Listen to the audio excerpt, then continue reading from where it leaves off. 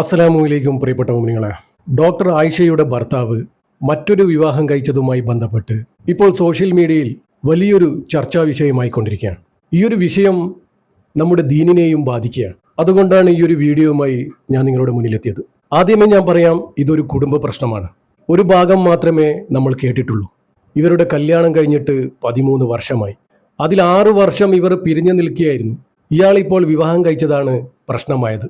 വിവാഹം കഴിച്ചില്ലെങ്കിൽ ചിലപ്പോൾ പ്രശ്നമാകില്ലായിരിക്കാം, അല്ലേ? ഞാൻ പറഞ്ഞില്ലേ, ഇതൊരു കുടുംബ പ്രശ്നമാണ്.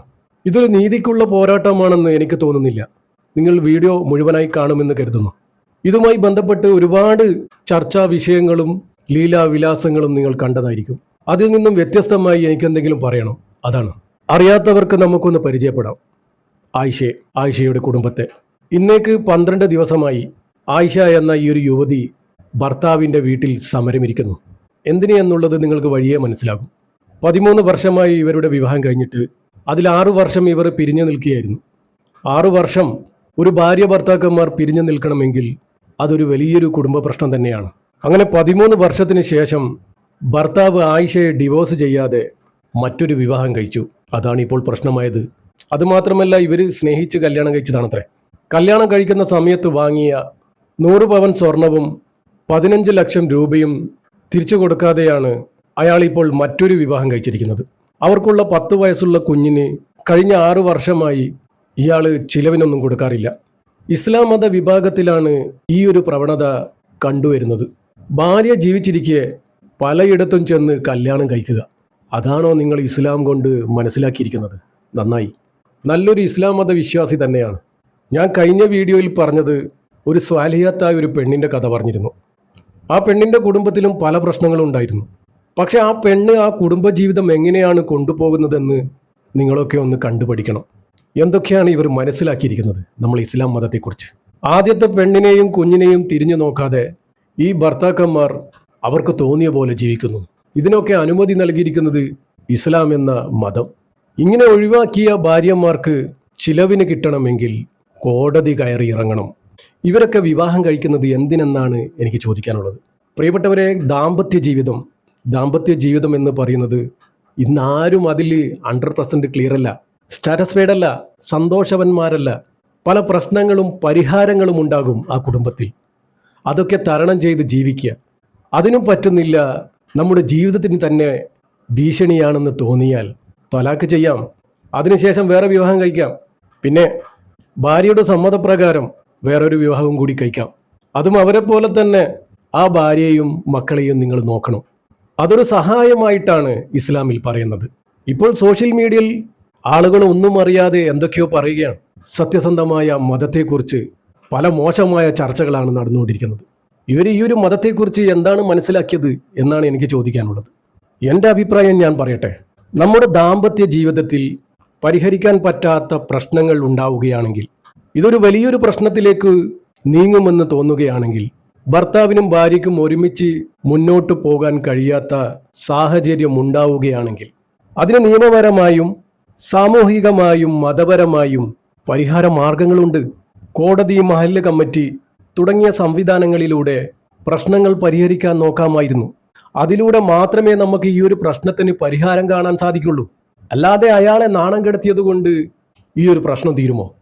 സോഷ്യൽ മീഡിയയിൽ വിപ്ലവം ഉണ്ടാക്കിയത് കൊണ്ട് ഈ ഒരു പ്രശ്നം തീരുമോ? നിങ്ങൾക്ക് നീതി ലഭിക്കണമെങ്കിൽ കോടതിയുമായി ബന്ധപ്പെടുക. കോടതിക്ക് അതിന് സാധിക്കുള്ളൂ.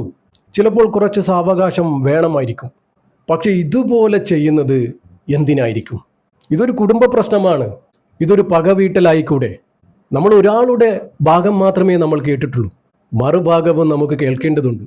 ഇസ്ലാം എന്ന മതത്തിൽ സ്വന്തം ഭാര്യയെ വേദനിപ്പിച്ചുകൊണ്ട് മറ്റൊരു പെണ്ണിൻ്റെ കൂടെ കിടക്കാമെന്നൊന്നും ഇസ്ലാം മതം ആരെയും പഠിപ്പിച്ചിട്ടില്ല. ഒന്നെങ്കിൽ ഭാര്യയുടെ നിർബന്ധപ്രകാരം, ഭാര്യയുടെ സമ്മതത്തോടെ വേറൊരു വിവാഹം നമുക്ക് കഴിക്കാം. അതുമല്ല, ദാമ്പത്യ ജീവിതത്തിൽ ഉണ്ടാകുന്ന നമുക്ക് തീർക്കാൻ പറ്റാത്ത പ്രശ്നം അത് നമുക്ക് തന്നെ ഭീഷണിയായി വരികയാണെങ്കിൽ ത്വലാഖ് ചെയ്യാം. അതിനുശേഷം വേറൊരു വിവാഹം കഴിക്കാം. അല്ലാതെ ഇങ്ങനെ വിവാഹം കഴിച്ച് നടക്കാമെന്നൊന്നും ഇസ്ലാമിൽ പറഞ്ഞിട്ടില്ല കേട്ടോ. തനിക്ക് കുഞ്ഞുണ്ടാവില്ല എന്ന് മനസ്സിലാക്കിയ ഭാര്യ ഭർത്താവിനോട് അങ്ങോട്ട് പറയുകയാണ്, നിങ്ങൾ വേറെ വിവാഹം കഴിക്കേ, നിങ്ങളുടെ കുഞ്ഞിനെ തന്നെ നമുക്ക് താലോലിക്കാലോ എന്ന്.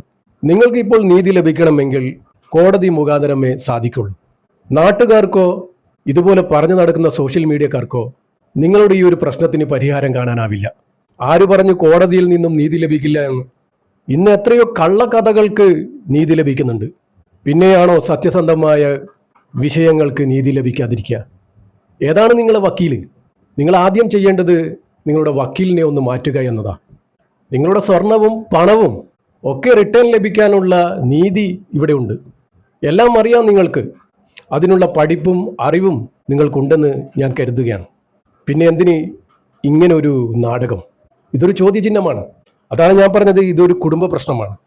കുടുംബത്തിൽ പ്രശ്നമുണ്ടാകുമ്പോൾ മറ്റൊരു വിവാഹം കഴിക്കണമെന്നൊന്നും നമ്മൾ പറയുന്നില്ല.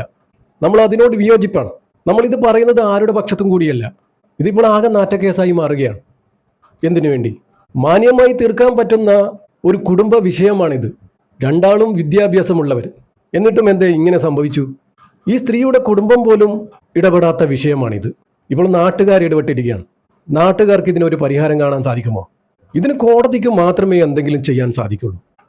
എത്രയോ ഇതുപോലുള്ള കേസുകൾ തെളിഞ്ഞിട്ടുണ്ട്. എത്രയെത്ര കള്ളക്കഥകൾ ഇവിടെ വിജയിച്ചിട്ടുണ്ട്. എന്ന് വെച്ച് ഇത് കള്ളക്കഥ എന്നല്ല ഞാൻ പറയുന്നത്. അത്ര പോലും ഞാൻ പറയുകയാണ്, കോടതിയിൽ നിന്ന് നീതി ലഭിക്കുന്നില്ല അത്രേ. ഇസ്ലാമിനെതിരെ രൂക്ഷ വിമർശനവുമായി വന്നിരിക്കുകയാണ് സോഷ്യൽ മീഡിയ. അയാൾക്ക് ആദ്യ ഭാര്യയെ ഒഴിവാക്കണമെങ്കിൽ മാന്യമായി വിവാഹമോചനം നേടാം. ഇതിലെന്താണ് ഇപ്പോൾ തടസ്സമായിരിക്കുന്നത്? നിങ്ങൾ ചിന്തിക്കണം. 6 വർഷമായി ഇവർ പിരിഞ്ഞു നിൽക്കാൻ തുടങ്ങിയിട്ട്. ഈ വർഷങ്ങളിലൊന്നും ഇല്ലാത്ത ഈ ഒരു പ്രശ്നം ഇപ്പം കയറി വന്നത് ഇയാളൊരു വിവാഹം കഴിച്ചതാണ്. ഇയാൾക്ക് നിയമപരമായി വിവാഹമോചനം നേടിക്കൂടെ? ആ ഒരു തടസ്സം നമ്മൾ ചിന്തിക്കണം. ഞാനായിട്ട് പറയുന്നില്ല. നിങ്ങൾക്ക് മനസ്സിലായിട്ടുണ്ടെങ്കിൽ നിങ്ങൾ താഴെ കമൻറ്റ് ചെയ്യുക. എനിക്ക് പറയാനുള്ളത്, പ്രിയപ്പെട്ടവരെ, ഇസ്ലാം എന്ന മതത്തിൻ്റെ പേരിൽ ഓരോരുത്തരും അവർക്ക് തോന്നുന്ന അഭിപ്രായങ്ങൾ പറഞ്ഞ് ഈ സോഷ്യൽ മീഡിയയിൽ റീച്ച് ഉണ്ടാക്കുന്നത് അത് ഒട്ടും ശരിയല്ല. ദീനിൻ്റെ കാര്യത്തിൽ സംസാരിക്കുന്നവർ അത് ഉത്തരവാദിത്തത്തോടെ അറിവോടെ സംസാരിക്കാൻ നോക്കുക. ഒന്നും അറിയാതെ എന്തൊക്കെയോ അങ്ങ് പറയരുത്. ആരുടെയെങ്കിലും കുടുംബ പ്രശ്നം ഒരു വൈറൽ വീഡിയോക്കും വരുമാനത്തിന് വേണ്ടിയുള്ള വിഷയമാക്കരുത് പ്ലീസ്.